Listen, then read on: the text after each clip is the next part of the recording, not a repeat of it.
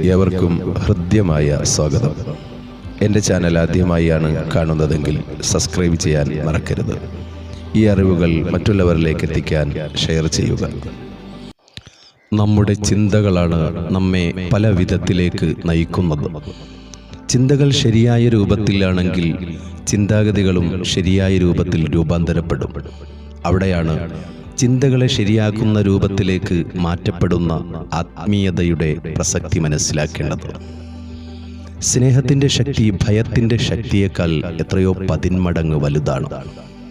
സ്നേഹിക്കുകയും സ്നേഹിക്കപ്പെടുകയും ചെയ്യുക എന്നത് ഒരു മനുഷ്യന് ആവശ്യമായ ഘടകമാണ്. സ്നേഹബന്ധങ്ങൾ ജീവിതത്തിനെ സമ്പന്നമാക്കി തീർക്കും. തകർന്നുപോയ ബന്ധങ്ങൾ കാരണം നമ്മുടെ ഊർജങ്ങൾ ചോർന്നുകൊണ്ടേയിരിക്കും. ഭയം അല്ലെങ്കിൽ സ്നേഹം എന്നീ 2 വികാരങ്ങളാണ് എല്ലാ ബന്ധങ്ങളെയും നയിക്കുന്നത്.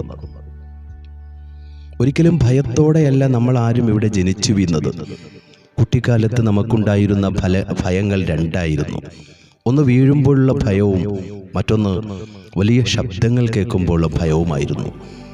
മറ്റെല്ലാ ഭയങ്ങളും മറ്റുള്ളവരുടെ വിമർശനാത്മകമായ ശബ്ദങ്ങളിലൂടെ നമ്മുടെ വിശ്വാസ വ്യവസ്ഥിതിയിലേക്ക് ചേർക്കപ്പെട്ടതാണ്.